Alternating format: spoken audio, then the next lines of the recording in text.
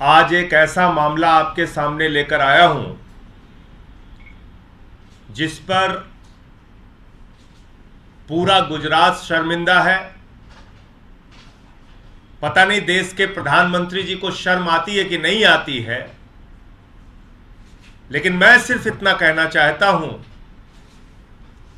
कि गुजरात के जिन भाई बहनों ने, जिन माताओं ने, बुजुर्गों ने अपना भरोसा प्रधानमंत्री नरेंद्र मोदी जी के ऊपर जताया, इतना प्यार दिया, झोली भर भर के वोट दिया, कई बार मुख्यमंत्री बनाया, अपने कंधे पर बिठाकर भारत का प्रधानमंत्री बनाया।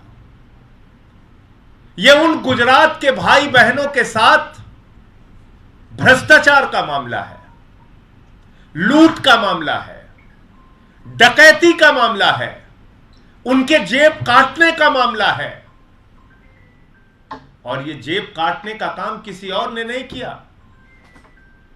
यह जेब काटने का काम भारत के प्रधानमंत्री के सबसे करीबी दोस्त अडानी ने किया है, अडानी की कंपनी ने किया है।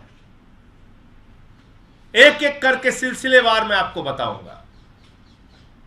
जब भारत के प्रधानमंत्री नरेंद्र मोदी जी 2007 में गुजरात के मुख्यमंत्री थे, उस वक्त उन्होंने अडानी के साथ एक समझौता किया और कहा कि गुजरात के लोगों को बिजली देना है, किस रेट में दोगे?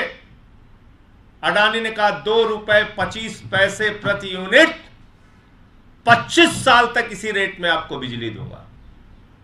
यह एग्रीमेंट साइन हुआ, पावर परचेज एग्रीमेंट, पीपीए। कब साइन होता है? 2007 में। कब? जब भारत के प्रधानमंत्री गुजरात के मुख्यमंत्री थे।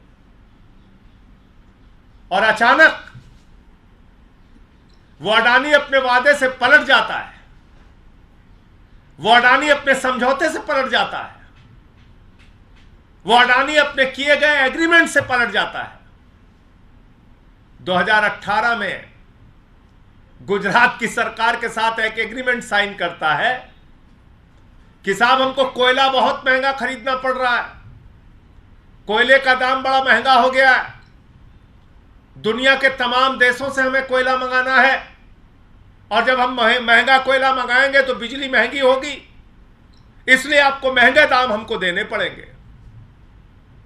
गुजरात की सरकार ने कहा जी हुजूर, क्यों, हमारी तो हिम्मत ही नहीं है, आप मोदी जी के दोस्त हैं, हम कैसे मना कर सकते हैं, बिल्कुल देंगे आपको। लेकिन कुछ बातें उसमें लिख दी उन्होंने। एक कंपनी है आर्गस ग्लोबल कंपनी। जो आर्गस ग्लोबल कंपनी है वो ये बताती है कि दुनिया में किस देश में कोयले का क्या दाम है। पहली बात, अडानी को विदेश से कोयला खरीदने की जरूरत क्या है? भारत तो कोयले के उत्पादन के मामले में सरप्लस कंट्री है। भारत तो पिछले साल का आंकड़ा आप उठा के देखेंगे तो 30% कोयले का उत्पादन भारत में बढ़ा है। भारत में जो कोयला खरीदा जाता है वो 2000-3000 रुपए टन राज्य सरकारों को मिलता है। तो आपने भारत से कोयला नहीं खरीदकर यह कहा कि साहब हमें इंडोनेशिया से कोयला खरीदना है और फला देश से खरीदना है और ढेमका देश से खरीदना है। लेकिन उस चिट्ठी में एक शर्त लिखी गई और यह कहा गया कि जो भी कोयले का रेट निर्धारण होगा वो आर्गस ग्लोबल कंपनी के द्वारा जो रेट बताया जाएगा दुनिया के देशों में कोयले का, उसके हिसाब से आपको पेमेंट किया जाएगा। यह समझौता तय किया गुजरात की सरकार और अडानी ने मिलकर, और पेमेंट होता रहा। हैरान होंगे आप सुन के, 2018 से 2023 तक पेमेंट होता रहा। अडानी ने कहा इतने में कोयला खरीदा, बोले जी हुजूर लीजिए पैसा, बोले इतने में खरीदा, बोले लीजिए हुजूर पैसा लीजिए, बोले इतने करोड़ में खरीदा, बोले लो पैसा लो। 13,802 करोड़ रुपए गुजरातियों के जेब से निकालकर अडानी की जेब में भर दिया गया।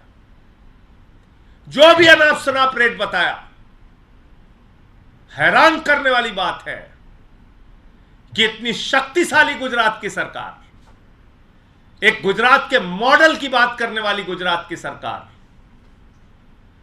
कोई अडानी की कंपनी वाला जाके कहता है हम इतने करोड़ में कोयला खरीद रहे हैं, सरकार मान जाती है। वो आर्गस कंपनी के ग्लोबल रेट से वेरीफाई नहीं करती, वो जांच नहीं करती कि आर्गस का क्या रेट था, क्या बता रहा था वो उस वक्त की इंडोनेशिया में कितने का कोयला था। कोई वेरिफिकेशन नहीं, कोई जांच नहीं। अडानी ने बिल बना के दिया, पेमेंट हो गया। फिर आपको याद है हिंडनबर्ग की रिपोर्ट आ गई।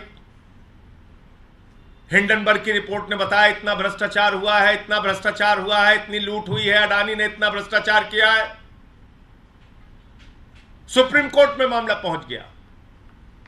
जब सुप्रीम कोर्ट में मामला पहुंच गया तब गुजरात सरकार के लोग घबराए। तब उनको लगा रे तो गड़बड़ हो जाएगा, अडानी के साथ हमको भी जेल जाना पड़ेगा, अडानी के साथ हम भी फंस जाएंगे।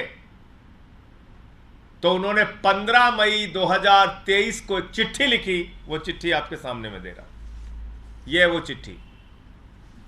15 मई 2023 को गुजरात की सरकार कुंभकर्ण की नींद से जागी और जागकर उसने कहा, हुजूर माई बाप, आप नरेंद्र मोदी जी के दोस्त जरूर हैं, लेकिन आपके चक्कर में तो हम भी जेल चले जाएंगे।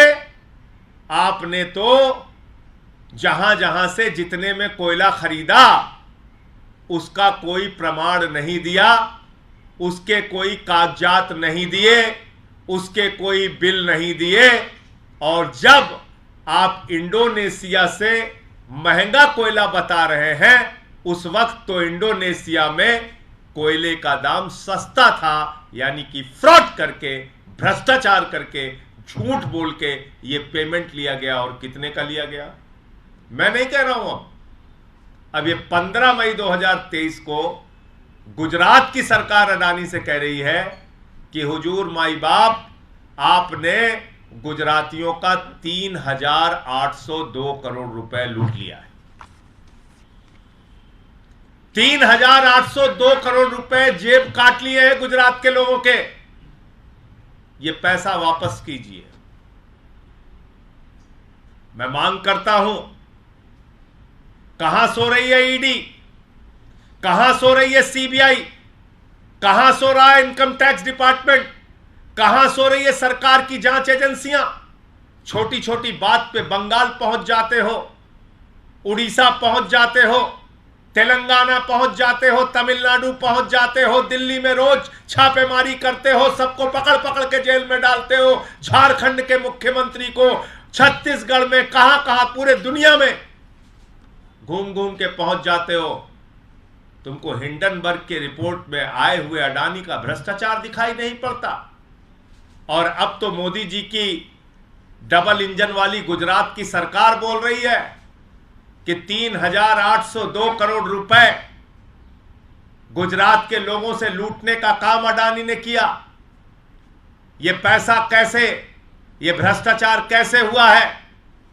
मनी लॉन्ड्रिंग हुई है, लूट हुई है, करप्शन हुआ है।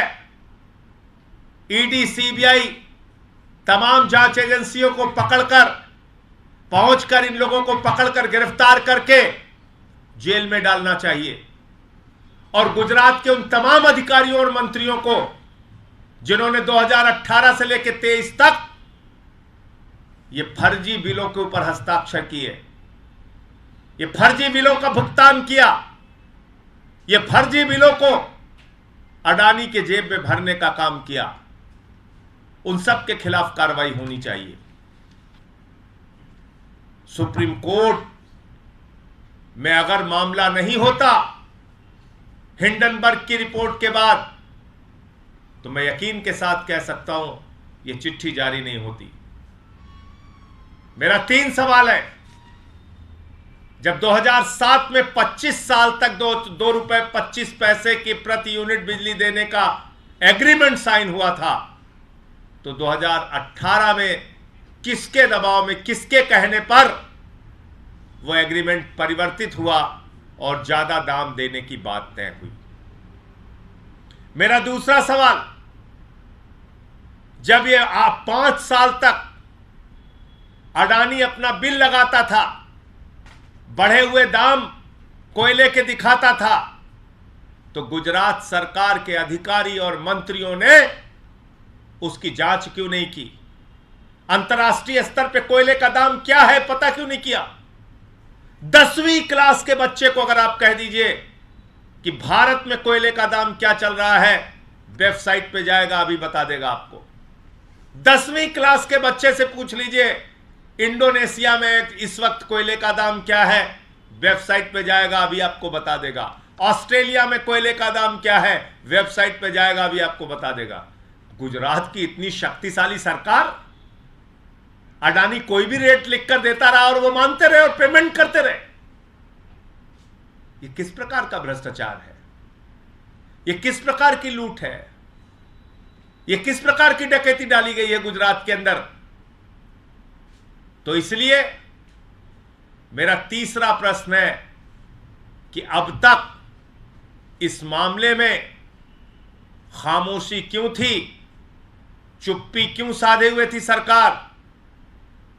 और ED, CBI, income tax department जो हर बात पे फर्जी तरीके से भी मामला बनाकर लोगों को गिरफ्तार करने की होड़ में लगी रहती है, ऐसे मसलों पर आंख पर पट्टी बांधकर धृतराष्ट्र क्यों बनी हुई थी?